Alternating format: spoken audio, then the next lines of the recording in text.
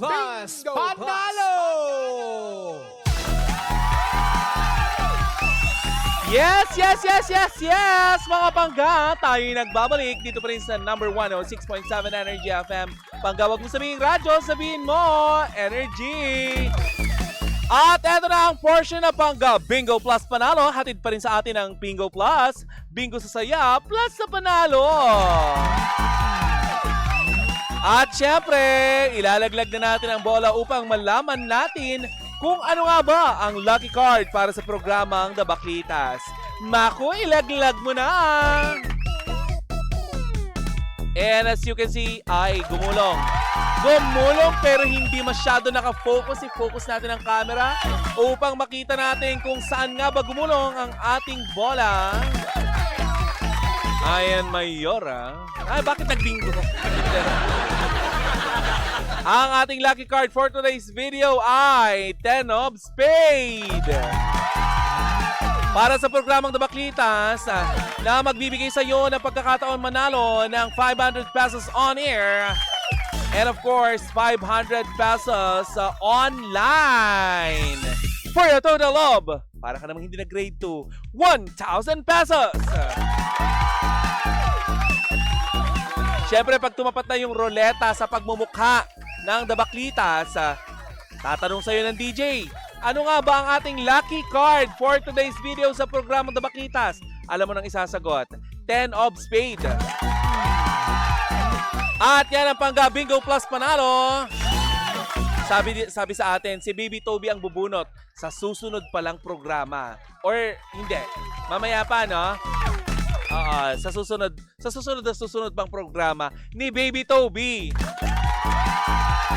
At yan ang pangga Bingo Plus Panalo. Hatid pa rin sa atin ang Bingo Plus, Bingo sa saya, plus sa panalo.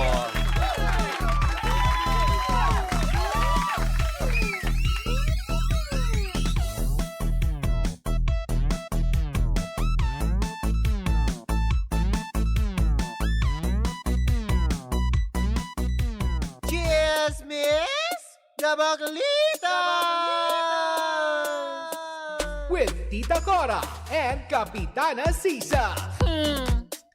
We are number 106.7 Energy FM. Panggawag mong sabihin radyo, sabihin mo Energy. And we're back sa ating second gap. Malapit na nating mabuo ang 2 oras ng chikahan, awitan, tawanan, intriga. Ang dami naman bumubuo sa programa na ito. Isa lang naman ang lagi nating tinatandaan. Ito ang programang 20% lang ang chikahan, 80% ang dugsyohan. Ito ang Baklitas. Wow, wow, wow, wow! Sa ngalan ng aking partner na si Kapitana Sisa na ngayon ay nasa Tagaytay daw. Di umano. Ngunit bakit may puno ng saging sa Tagaytay? Bakit, Kapitana? Sabi ko naman sa kanya, Mare, hindi mo kailangan magpanggap. Hindi mo kailangan magpanggap na nasa Amadeo ka. Sa taniman ng saging. Sabi, Tagaytay Highlands ako. Uy, hindi Tagaytay Highlands yan. Enough of pagpapanggap. Magkakilala tayo. Oy, Merry Christmas in advance sa lahat ng ating mga panggan na naghahalo na ngayon ng fruit cocktail. Ayan. Sa kanilang napakalalaking bowl. Maglalabasan na naman yung mga itinatagong plato ng nanay mo. Na nakikita mo lang sa tuwing may bisita. Tama ba? Yung Pyrex na buong taon mong inaabangan na gagamitin para sa nagsasarapang lasagna. Mamaya makakapiling mo yan sa inyong Noche Buena, di ba? Kasi kung susundin mo lang naman yung 500 pesos na suggestion, di ba? Ay baka hindi natin magamit yung Pyrex ng nanay mo at saka yung punch bowl. Sino dito ang may punch bowl pa sa kanilang mga bahay, ha? Sino dito? Yung mga may, yung mga nagtitimpla ng punch bowl na, yung may mga apple. Kayo ba yung nakaka-relate sa akin sa mga pinagsasabi ko dito? Ha? Kayo ba yung nakaka-relate sa punch bowl? Ewan ko lang sa mga sa mga Gen Z kung nakaka-relate pa sila sa atin. Pero yung punch bowl, yun yung juice, parang Four Seasons ata, na may halong alcoholic drinks. Tapos, nilagyan ng apple mix na na fruits. Yon ang punch bowl namin nung araw. Tapos, di ba may sabitan yan sa gilid? Tapos may mga parang may mga design na prutas-prutas yung punch bowl. Ay. Those were the days. Actually, wala kami nun. Diba? Sabi dito ni Makaru, yung malaking bowl, tapos flowerette ang design, tapos dun yung, yung dewy ilalagay. Yung juice ilalagay na may apple slices. Ang arte naman ng ating chismosang kapitbahay. You're so konyo, like there's no tomorrow, Why don't you try to make sakal yourself? Until you turn violet, you know. Hi kay Crizel Abrea. Sabi niya, may tsaa pala. Ano, Mi? Ano yung comment niya? Hindi ko masyado mabasa, masyado maliliit. May tasa pala, hahaha, hindi baso. Guys, wala kasi kaming ganyan nung araw. Oo, parang ginagawa naming baso dahil sa hirap ng buhay, ginagawa naming baso yung pinaglagyan ng peanut butter. Yung naubos na peanut butter, yon. And I don't know if you can relate, di ba? Yung lagayan dati ng coffee, yung granulated coffee, na nakalagay sa parang, yung alam mo yung yung transparent na babasagin. That's all, thank you. Kaya, sana ex, maintindihan mo bakit kita hiniwalayan nung nakita ko. Na ginawaan yung baso, yung lagayan ng cup noodles. Kasi sinabi ko talaga sa utak ko na hindi na tayo babalik sa lusak, inay! Hindi na tayo magbabaso ng galing sa peanut butter. Tapos yung ex ko makikita ko, ginagawa nilang baso, yung pinaglagyan ng cup noodles. Ang masama nun, hindi yung plastic, yung styro. Tapos tinutusok niya ng daliri para hindi mag-leak kasi butas na. Hindi nakaka-posh. Pero kidding aside, marami tayong mga kababayan na nagdadaan sa ganyan ngayon. Kaya kung may pagkakataon tayo pangga, para nang sa ganun ay magbigay ng konting tulong, ay, magbigay po tayo ng tulong, okay? Hi kay Kuya Chito Aquino na never naranasan magbaso sa pinaglagyan ng kape. Hello? Parang lahat ng kapos siya nandito sa tao na ito talaga. Oo. Sabi dito ni Crizel Abrea, peanut butter na babasagin, baso. Maganda yon, makapal. Actually, oo. Hindi ko maintindihan sa nanay ko, ba't niya ako pinalo? Nung nabasag ko yung baso na lagayan ng kape, hiningi lang naman niya yun sa auntie namin.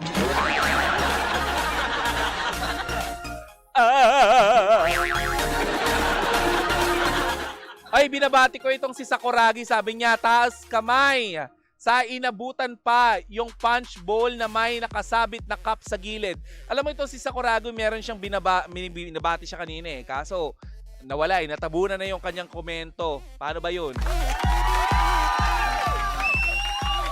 Ano pa ba yung mga nostalgic pagdating ng Pasko? Ha? Ay, talaga naman. May material tayo sa punch bowl, ha? Wow, relate. Relate yung Gen Z. Taas kamay at paa. Ano pa yung mga, yung mga nararanasan nyo kapag magpapasko? Di ba yung patutulogin kayo ng nanay at tatay nyo? Tapos gigisingin kayo ng alas 12. Hala, nilagyan na ni Santa ng candy yung medyas. Doon natin unang naranasan ang pang-uuto. Kaya ngayon, kung sino-sino na lang ang binoboto natin kasi doon pa lang, nung bata pa lang tayo, nauuto na tayo ng mga nanay natin. Bakit may Santa Claus? Uy, totoo si Santa. Si nanay at tatay niyo, tanungin niyo. Mahahalata edad natin yan, sabi ni Bobby Umanya. Hindi naman. Hello kay Kuya Robert at saka si Chang Ami ng Pandakan na bukas pa rin yung kanilang tindahan kahit Pasko. Mukhang pera nyo naman. Paldo. Ang mga paldo na may-ari kayo ng sari-sari store na mas marami ang nabibentang yelo at saka alak. Uy, Pangga, mag-ingat po tayo lalo na sa mga nagmamaneho. Hindi lamang po yung mga may mga papunta sa party o yung mga pauwi ng party. Kahit po normal na tao na hindi po nakainom ng alak, mag-ingat po tayo. Kasi season po ito ng inuman, huwag po kayong magdadrive ng nakainom. Kasi po, may mga pamilya po kayo naghihintay sa inyo, hindi nyo po alam ang disgrasya. Okay? Sabi ni Crisel Abrea, sa true. Nasaan na yung pabati ni Sakuragi? Nawala na yung pabati ni Sakuragi, nakakaloka. Ano pa? Yung hindi nyo makakalimutan kapag Pasko. Alam mo dati kasi, yung kapatid ko, yung panganay namin, na pangalanan natin si Jordan. Meron siyang sinasabi dati, magluluto ako ng Bake Mac, sabi niya. Yung Bake Mac niya, parang spaghetti din. Yung nagluto siya ng ang tawag doon, yung elbow macaroni. Tapos nilagyan niya din ng yung tomato sauce. Tapos nilagyan niya ng cheese. Bake Mac ba yun? Parang wala naman kaming pang-bake. Ngayon ko na-realize talaga. Mema sabi lang na na Bake Mac Pero di masarap yun yung ginagawa niyang yun. 'Di ba? Gandang Cora ka ngayon, Tita Cora. Ano sabi yan? Cora, may pabalikat effect. Sabi ni GK. Ano sabi mo kay GK? May pabigay, motibo, may merik... Alam mo, ang gulo mo magkomento! Kayang-kaya mo na mag-isa, Tita Cora. Saan? Sa bahay? Kung dito, kaya ko naman, di ba? Sabi ko nga sa inyo nung wala si Kapitana Sisa, sabi ko talaga, ay, ang luwag talaga ng istasyon. Kasi kung naririnig mo to, Sofia, masyado lang masikip pa mundo para sa atin dalawa.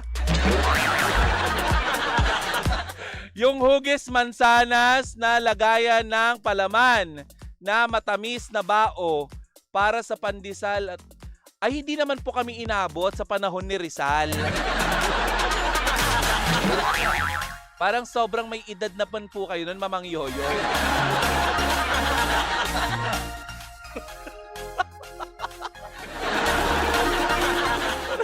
Pero hindi nyo pa po inabot ang Red Ribbon Ay, hello sa mga taga Red Ribbon nakikinig sa atin. Hello po sa inyong lahat. Yung hihiramin muna, yung hihiramin muna or uutangin yung pinamaskuhan. Ay, oo! Alam nyo kung sino ang pinakaunang scammer ng buhay nyo? Yung mga nanay nyo. Yung may napamaskuhan ka, di ba? Unintentionally, nakasalubong mo ininong mo, kasama mo nanay mo nun. Dahil magsisimba kayo. Magmamano ka sa ninong mo, dahil sabi ng nanay mo, magmano ka sa ninong mo. Mano ka naman ngayon. Hello, Ninong. Kumusta po kayo? Ang tagal ko po kayo hindi nakita para buong taon. Hindi ko po kayo nakikita. Okay lang naman ako, inaanak. Ninong, pwede pa ba ako magmano sa'yo? Sige, inaanak, etong kamay ko. Oh, Ay, hindi. Hindi magkaganon. O, di ba, naibuga mo yung kinakain mo, mga karo. Kasi ganyan gawain mo, di ba?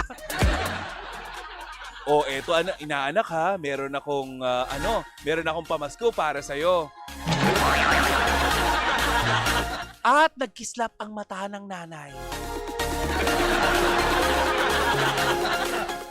itatago ko muna yung pinamaskuhan mo sa ninong mo. Para nang sa ganon, hindi mo magastos. Pero mama, gusto ko pong bumili ng laruan. Ay, nako. Gusto mong singilin ko sa'yo kung paano kita pinalaki? Lahat ng sinuot mo, lahat ng paghihirap ko sa'yo, gusto mo singilin ko? O sige po, itago nyo na lang po yung pinamaskuhan ko. Huwag nyo na lang po kayong manumbat. Ang alamat ng scammer. Ay, tuwing Kapaskuhan, Tita Cora, nandyan si Mamang Yoyoy. Alam ko, nandito siya. Sabi ni Mamang Yoyoy, 2 years lang agwat mo kay Kapitana Sisa. Naabutan ko pa yung... 2 years lang ang agwat niya kay Kapitana Sisa. That explain kung bakit ganon ang kanilang mga gawain. Yung mas excited pa yung nanay mo sa inabot ng ninong mo kaysa sa'yo. Kasi nga, Sa nanay ko po una kong nalaman kung ano po ang pinakamagandang kulay ng pera. diba? Hindi pa ako nag-aaral noon, sabi ng nanay ko, ang piliin mo yung violet o kaya blue ha.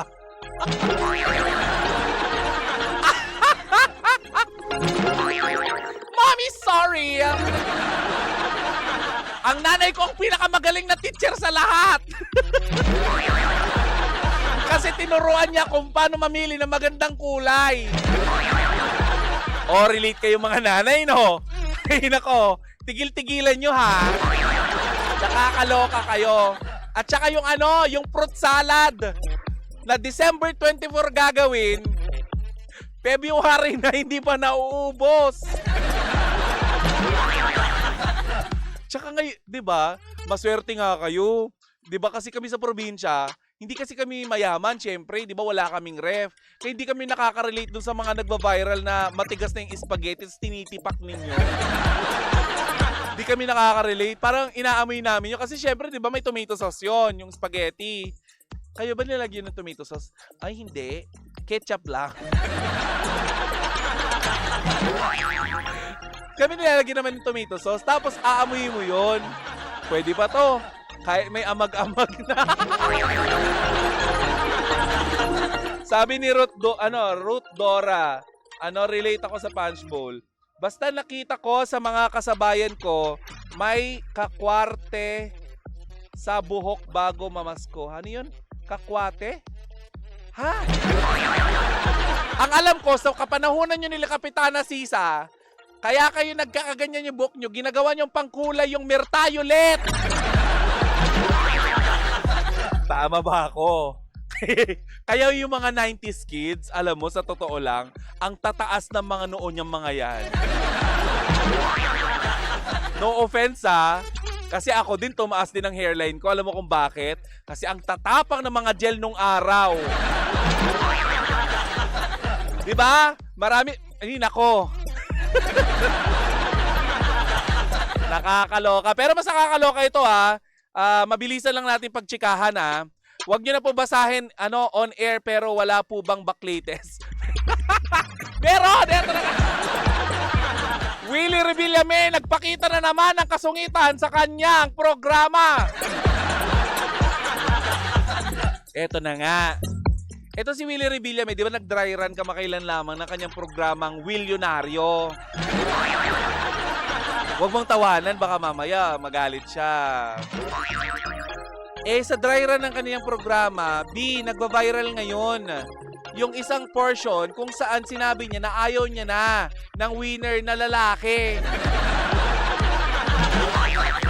Gusto niya daw babae. So yun na nga. ayaw na nga ni Kuya Will na na lalaki ang manalo. Gusto niya mga babae lang. So nagalit siya dun sa sa staff niya kasi bakit puro lalaki ang nananalo? Bigyan niyo ako ng babae. Masaya pag may babae. Ayaw natin ng lalaki for today's video. So ganon, hindi ganon ang pagkakasabi ni Kuya Will. Uy, may portion pa doon na nagva-viral ngayon, yung sinabi nilang live si Sante daw.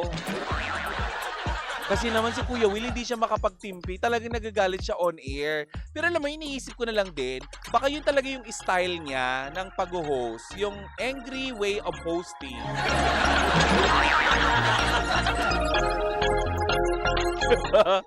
Willionario, dito, galit lagi. Charot lang Kuya Will Pero alam mo, isa pa sa nagva-viral ngayon, yung interview niya dati kay MJ Marfori na inungkat niya pati yung stampede na na issue niya. Kaya daw siya ganon. Parang, ano ko na?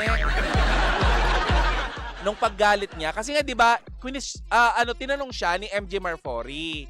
So, kung magagalit ka pa ba, ganon sa show mo. Sinabi niya kasi na, actually naintindihan ko sa part ni si Kuya Will, live show kasi yon, di ba? Kapag live show, bago kayo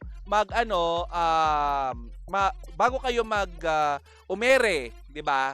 Or magprograma, may pre-prod meeting, di ba?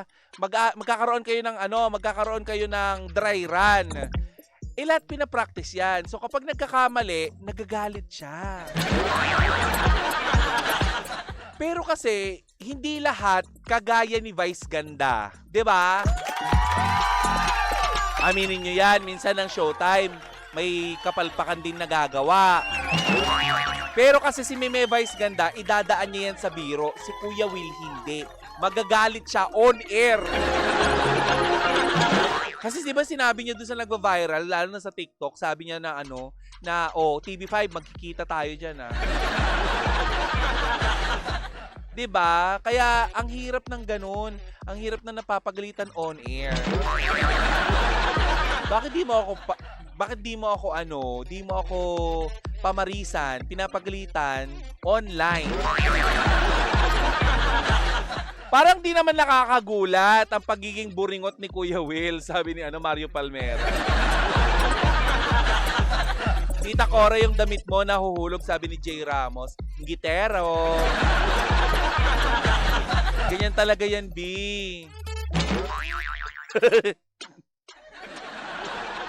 Parang Greek mythology ang damit ko. Greek mythology pala.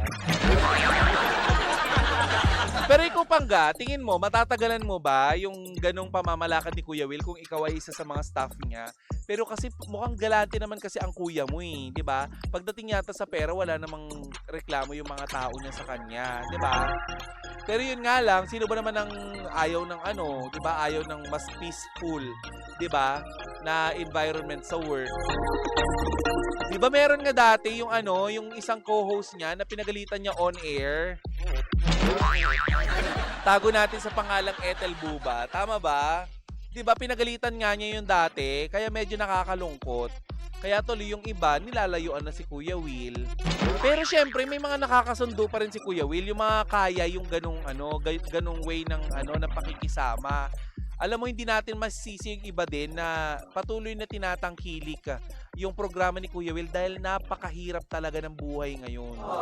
Aminin natin, kahit anong, di ba, kahit ano pa ang gawin ni Kuya Will doon, kahit na minsan di natin gusto yung paggalit-galit niya on air, dahil sa hirap ng buhay at laki ng pinapapremyo ni Kuya Will, talagang papanoorin natin siya. Tama? Yun naman ang hinahangaan ko dyan sa tao na yan, yung pagtulong niya, lalo na sa mga nanay, lalo na sa mga matatanda. Yun naman ang hinahangaan ko sa kanya. Pero yung panunumbat, hindi talaga, B. Christopher Min, pasok! Binalik kaya talaga ni nanay yung kondo? Pag malaki sweldo, lunok pride na lang, actually. Kahit anong issue mo sa management, minsan magdedma ka na lang, B. Hirap humanap ng trabaho ngayon, B. Mahina ang tanggap ko ngayon sa Constro, eh. Pero wag mo naman din masisisi yung mga taong gustong umalis ng kumpanya. Halimbawa lang, gusto nilang greener pasture. Kambing ka o baka ka? Diba? Kung gusto naman nilang umalis at makahanap ng mas magandang pamamahala or mas, diba, mas okay sa kanila, diba? Hindi mo din pwede silang i-bash or pagalitan, diba? Kasi yun yung gusto nila. Diba? Kaya ngayong Kapaskuhan, sana mga kapamilya, hindi tayo ABS-CBN. Ngayong Kapaskuhan, dapat manaig sa atin ang pagmamahal. Pagmamahal sa trabaho, pagmamahal sa mga katrabaho, o kaya naman yung kahit na hindi mo nakatrabaho, mahalin mo pa rin. Si Mama Loy ba to? Loy Kapulong? Ay, hindi. Diba? Happy holiday sa lahat. At sa mga boss naman, thank you sa aming Christmas bonus. Yan. 'Di ba? Saka na tayo magganyan-ganyan kapag halimbawa, kaya na natin talagang tumayo sa mga sarili natin paa, pero hangga't dapat tayong makisama, 'di ba? Makikisama tayo. Yun lang. Ayoko nang marami pang sasabihin. Emotional stress versus financial stress, mahirap pumili actually. Kaya nga nag-breakdown ng tita Cora mo, di ba?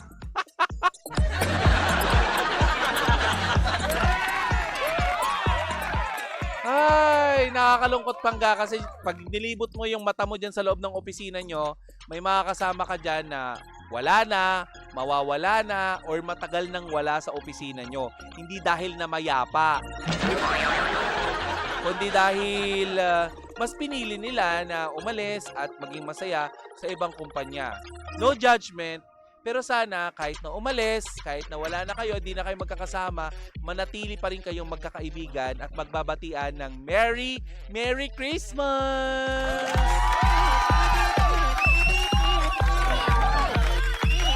Sana kaya kumakain ngayon si Kapitana Sisa? Maniwala kang kumakain yun.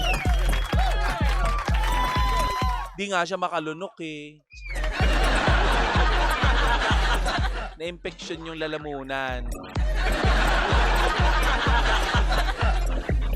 Mahal kita kahit di mo binabasa ang comment ko, sabi ni Princess Pimentel. Talaga ba? Tinatamad kasi ako eh. Ay nako, well anyway, supportahan pa rin natin si Kuya Will kasi laki ng pa-premyo niya at saka isa pa, syempre kailangan nating mahalin. Alam nyo, parte pa rin si Kuya Will ng ating pagkabata. Tama! Ang Wawawin, ang mga naging shows niya dati, ay siyang humubog sa atin upang malaman natin ang kahalagahan ng jacket. Bigyan ng Jackie Chan! Jackie Chan.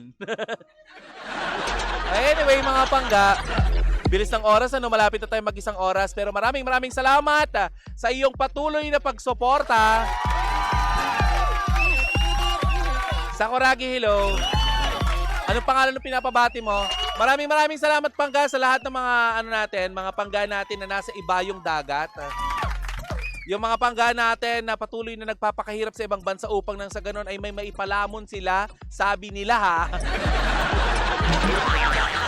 Sa kanilang pamilya, kagaya na lamang ni PJ Pascual. Hindi, may pakain naman. Ang pangit naman ng ipalamon, ang lakas makaaso. Diba? Sa lahat ng ating mga pangga na nakatutok sa Energy FM mula umaga hanggang madaling araw, magandang tanghali na ba? Magandang umaga, magandang araw, Merry Christmas po sa inyong lahat.